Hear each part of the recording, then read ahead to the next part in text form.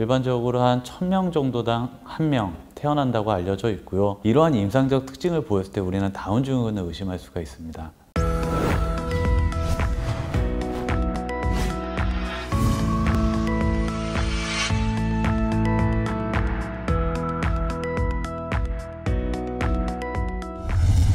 안녕하세요. 저는 안산병원 정신건강의학과 소아청소년분과 전문의 부교수 이종호라고 합니다. 만나서 반갑습니다. 다운 증후군은 가장 흔한 염색체 질환입니다.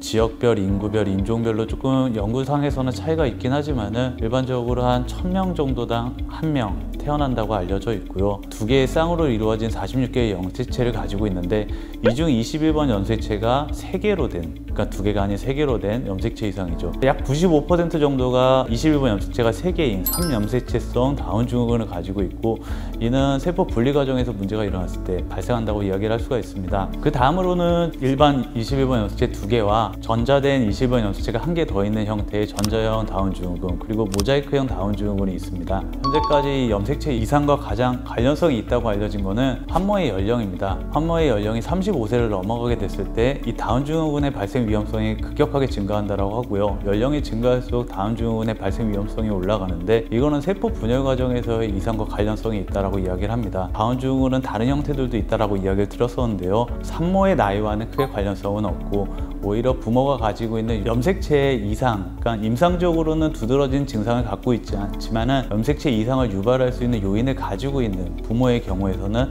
다운 증후군의 발생 위험성이 높아진다고 이야기를 할 수가 있습니다. 아빠의 나이가 관련성이 있을까 하는 연구들이 제법 많이 진행이 됐었습니다. 몇몇 연구에서는 아빠의 연령이 40세를 넘어가면은 아이의 다운 증후군 발생 위험성이 높아진다는 보고도 있긴 했는데요. 이러한 결과들은 일관성이 좀 부족하고 후속 연구들에서 그렇지 않은 상반된 결과들도 나타났기 때문에 아직까지 아빠의 연령이 다운 증후군에 영향을 미친다라는 근거는 부족한 상황입니다. 1차적으로 우리가 육안적으로 볼 수 있는 것들이 가장 첫 번째입니다. 다운 증후군은 약간 특징적인 외모를 가지고 있는데요. 눈꼬리가 올라가 있다거나 눈의 미간 사이가 좀 넓게 있고, 콧날 쪽이 부위가 납작해서 얼굴이 좀 넓적해 보이는, 그리고 건강 발달한 아동들에 비해서 머리 크기가 좀 작고 전체적인 발달이 좀 늦고 더디다라는 특징도 갖고 있고, 손발의 크기가 작다거나 손가락의 길이가 좀 짧다, 이런 양상들이 나타날 수가 있습니다. 그 외에도 목이 좀 짧거나 목 뒤편으로 목이 접혀 있는 모습이 관찰되기도 하고요. 그리고 이런 증상들과 동반해서 이 다운 증후군을 가진 아이들 같은 경우에는 근육의 힘이 좀 부족하거나 먹거나 씹는 거에 대한 식사 기능의 저하, 다른 신체적인 질환들도 동반되기 때문에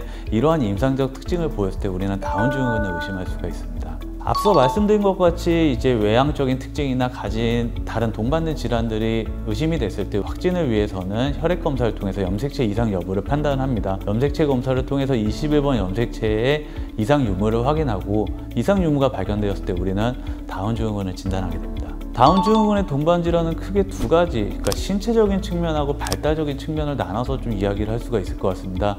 신체적으로 같이 동반되는 질환 중에서 가장 흔한 거는 심장질환이라고 이야기를 할 수가 있는데요. 약 40% 정도에서 심장질환, 심실 중격결손이나 심박 중경결손과 같은 심장질환을 같이 동반할 수가 있고요. 폐고혈압과 같은 호흡기계 질환, 혹은 식도폐쇄나 소화기계 쪽으로 문제가 같이 동반되기도 합니다. 그 외적으로 이 아이들 같은 경우에서는 면역력이 좀 약하다고 알려져 있는데요. 그래서 감염에 취약하다고 알려져 있습니다. 중이염이라던가 다른 감염성 질환에 노출되기가 쉽고, 특히 중이염 같은 경우에는 반복적으로 노출되는 청각적인 부분에 대해 이상, 청각의 손실이나 이런 부정적인 결과를 노출할 수도 있고요.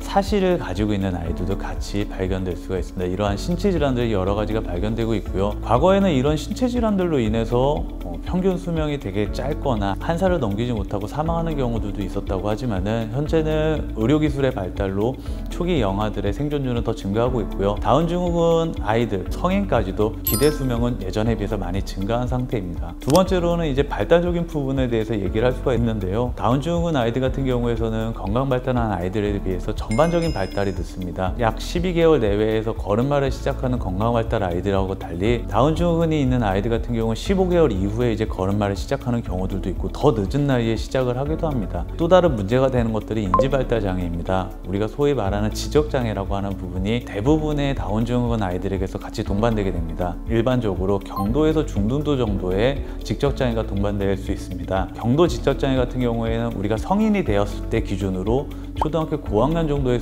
일상적인 기능을 가지는 것, 그리고 중등도를 얘기를 할 때는 성인이 된 이후에 초등학교 저학년 정도의 일상생활 능력을 가지는 걸 얘기를 하는데요. 이러한 인지 발달적인 수준이 아이의 생활, 그러니까 일상생활 능력에도 많은 영향을 미칠 수가 있습니다. 다운증후군이란 질환 자체를 치료하는 방법은 아직까지는 없습니다. 염색체 이상을 치료하는 방법은 아니지만은 지금 현재 진행되고 있는 치료들은 동반되어 있는 심장질환이라던가 다른 기타 신체적 질환을 치료하는 것과 동시에 인지적인 발달, 그러니까 지적장애적인 부분이나 발달 저하에 대한 것들을 촉진하는 치료를 진행을 하고 있습니다. 아이들의 인지 발달 수준에 맞는 특수 치료를 통해서 아이의 사회성이나 생활 기능을 더 촉진시키는 데 많이 도움을 주고 있고요. 이러한 발달은 아이의 삶의 질에도 많이 영향을 미칠 수가 있습니다. 정상적인 일상생활이란 거에 대해서는 좀 얘기하기가 좀 광범위한 범위라고 생각은 하는데요. 어느 정도 인지 기능을 가지고 있고 이 인지 기능을 얼마만큼 활용할 수 있게 주변에서 도와주느냐에 따라서 생활에 할 수 있는 능력의 범위가 좀 차이가 날 수 있을 거라고 생각을 합니다. 선천적 장애가 있는 아이를